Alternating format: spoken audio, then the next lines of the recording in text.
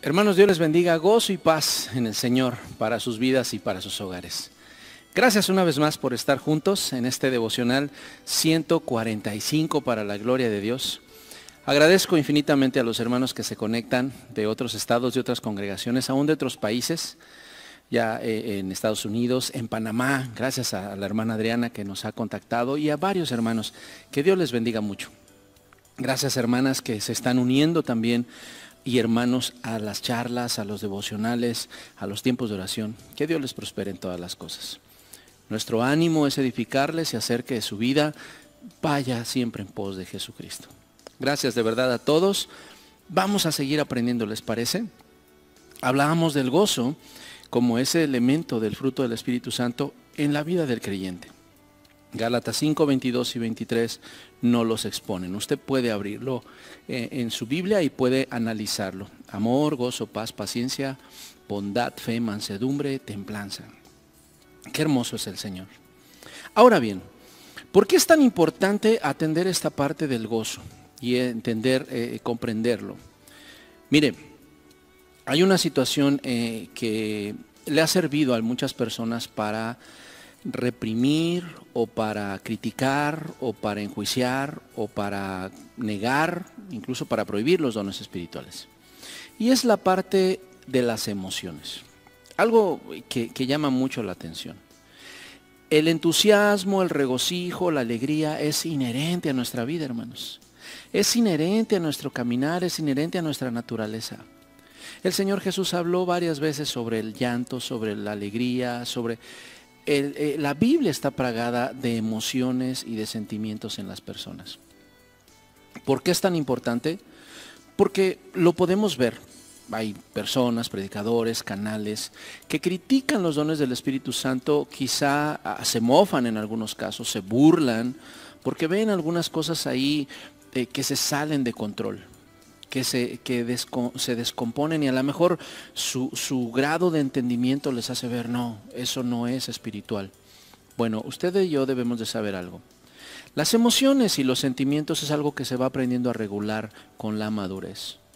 Un niño cuando es pequeño empieza a patalear, empieza a hacer rabietas y no sabe controlarse. Hay niños que se pasman, hay niños que se están ahogando y los padres, algunos tienen que corregirlos, algunos los corrigen, les llaman la atención, en otros casos les dan algún distractor o les dan algún premio para que el niño aprenda, pero el niño va creciendo y va aprendiendo a controlar sus emociones y sus sentimientos. Es igual en la fe. Cuando alguien tiene una experiencia sobrenatural, espiritual, con el Señor, con el Espíritu Santo, por supuesto, que va a haber momentos en que va a ser algo que no puedes contener y que a lo mejor no puedes ni entender. Con el paso del tiempo vas aprendiendo a regularlo, vas aprendiendo a conocerlo, pero aún así las emociones no desaparecen. ¿Por qué? Porque escúchenme bien, el gozo es parte, en el gozo hay alegría, hay emociones y hay sentimientos. Pero todo emana de Dios y Dios va regulando esa alegría, esas emociones y esos sentimientos. Ahora, hay una palabrita como que la usamos mucho o mucha gente la utiliza peyorativamente. Es que es puro emocionalismo. Como un ejercicio solamente de que las cosas son de emociones. No. Cuando el Espíritu Santo está operando, hemos venido viendo, Él está trabajando en la vida y dando capacidad a sus hijos, el Espíritu Santo es el que está actuando. Quizá algunas emociones se descontrolan o algunos sentimientos se desbordan, pero eso el creyente va aprendiendo a administrarlo, a organizarlo, a sujetarlo. El regocijo, la alegría, el gozo es parte de lo que los apóstoles hablaban. Pero las emociones no son un fin, los sentimientos no son un fin, eso lo sabemos. El creyente no se deja dominar ni por emociones ni por sentimientos, se domina por la presencia de Dios y por su palabra. Pero no desecha las emociones ni los sentimientos, eso no existe. El Señor Jesús lo dijo en Mateo 5, bienaventurados los que lloran porque ellos encontrarán consolación. Jamás dijo, no tienen que llorar porque ya están en mí, no. Las emociones y los sentimientos son parte de nosotros. Vamos aprendiendo a administrarlos. En algunos momentos y en algunas personas Desafortunadamente se vuelcan solamente en emocionalismo, sí, pero eso no desecha a los dones espirituales. Ojo con eso. A veces hay cosas muy extravagantes que pareciera que son solamente emocionales, pero tendríamos que analizar en la palabra de Dios. Ahora bien, nosotros entendemos que el gozo es un ejercicio de poder, es un ejercicio de fuerza y es un ejercicio de alegría que viene de Dios. Es más, usted lo puede ver. Cuando una persona está en ese fervor, en ese ánimo, ora con mucha pasión, canta con mucha alegría, predica celosamente, tiene una fuerza para testificar. ¿Sabe una cosa? Así es. Nehemías 8:10 dice, porque el gozo del Señor es nuestra fuerza. El gozo de Jehová es nuestra fuerza. Yo no me imagino a Nehemías y al pueblo que están construyendo, edificando el muro y el templo y tienen enemigos como Sanballat y otros.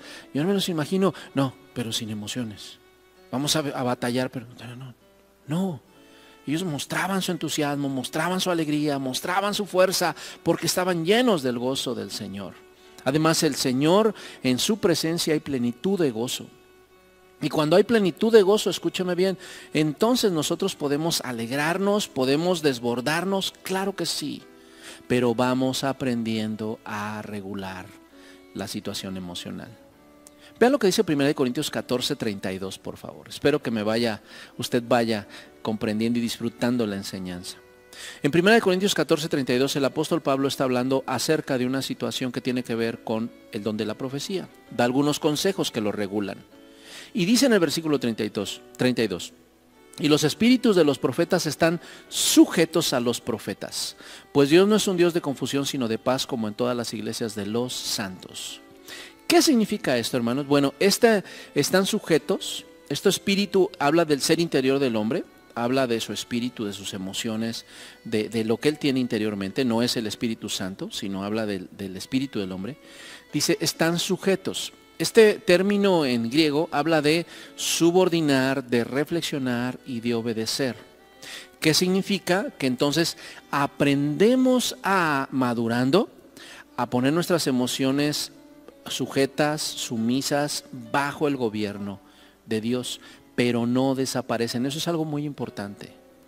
Vea usted Hechos 21:8. Creo que este pasaje le va a gustar y nos va a enseñar mucho en cuanto a eso, que tiene que ver el fruto con los dones y cómo se ejercita. Tan importante en nuestra vida cotidiana, pero también en la parte de los dones espirituales. En Hechos 21:8 dice la palabra de Dios, al otro día, saliendo Pablo y los que con él estábamos, fuimos a Cesarea. Y entrando en casa de Felipe el evangelista, que era uno de los 7, posamos con él. ¿Se acuerda? Felipe, uno de los 7 que estuvieron en Hechos 6, de los diáconos. Bueno, versículo 9. Ya tenía familia y ya tenía hijos, fíjese. Dice lo que dice la palabra de Dios, versículo 9. Este tenía 4 hijas doncellas que profetizaban. ¿Se da cuenta? Los dones ya estaban yendo más allá y cumpliéndose en las siguientes generaciones. Y vuestros hijos y vuestras hijas profetizarán, dice capítulo 2 de Hechos. Y el profeta Joel lo dijo desde siglos antes. Y ve el versículo 10. Y permaneciendo nosotros ahí algunos días, descendió de Judea un profeta llamado Agabo. Fíjase, las hijas que profetizaban, y llega un profeta, alguien que fluía en el don de profecía, llamado Agabo. Ve el versículo 11.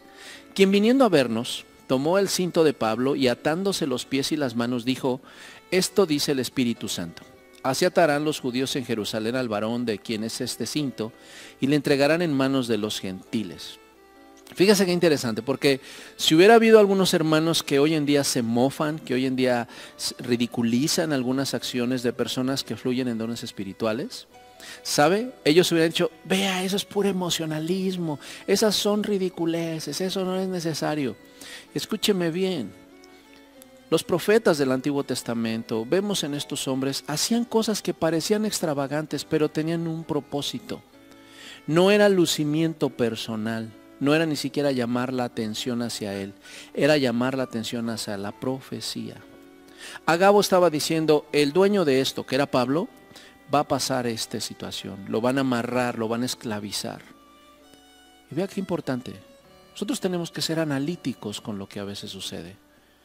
No todo lo que es extravagante es de Dios, por supuesto, Pero no porque algo sea extravagante significa que vamos a desecharlos. Tenemos que aprender a discernir. Versículo número 12. Al oír esto, le rogamos nosotros y los de aquel lugar que no subiese a Jerusalén. ¿Cómo cree que usted? La palabra rogar tiene un énfasis de súplica. Vea más todavía, versículo 13. Entonces Pablo respondió: ¿qué hacéis llorando y quebrantándome el corazón? Porque yo estoy dispuesto no solo a ser atado, mas aún a morir en Jerusalén por el nombre del Señor Jesús. Y como no lo pudimos persuadir, desistimos diciendo: hágase la voluntad del Señor. Después de estos días, hechos ya los preparativos, subimos a Jerusalén. ¿Se da cuenta? Todos estaban compungidos, acababan de escuchar una profecía que hablaba de la esclavitud y quizás hasta de la muerte del apóstol Pablo. ¿Se imagina? No, eso es puro emocionalismo. No, nada de eso debe existir. No es verdad, hermanos. Cuando el Espíritu Santo está presente, Él mueve la situación espiritual de nosotros, pero también mueve la situación interna de nosotros. Debemos de aprender a fluir en el fruto del Espíritu.